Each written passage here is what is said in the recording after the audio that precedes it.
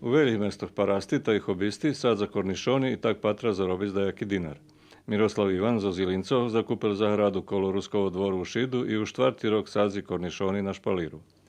Perši 3 roky produkcia i zarobok boli uspješni, ali toho roku pre podljejšu rozsadu, ktorú še Jagišicog repromaterijal dostava od organizatora produkciji, vegetacija požni za 6 dní a potom dereli pekoti, ta plodi odpaduju, abo še ne zavjažu. Pa za peršu klasu nam toho roku dali malo podrakšenja 125 dinari, a drugu klasu 55 dinari i treću klasu 15 dinari.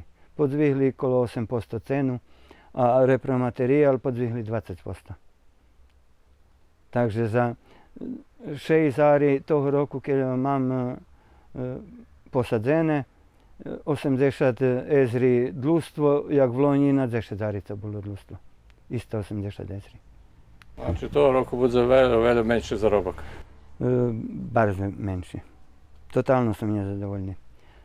Toto dlustvo za repromaterijal še postupne odbýva od pridatých plodoch, ale še Ivan obava, že vegetacija i dozrevanje i popri porjednoho každotýždňového preventívneho pirskania protiv chorotoch so dodavanjem nutrientov ne potirvajú poješeň, bo rošliny ukazujú ozbiljnú vystatosť. Ivan mal škody pre mocný vítr, ktorý dul 2 raz i povalil mu da strecinu špalíru.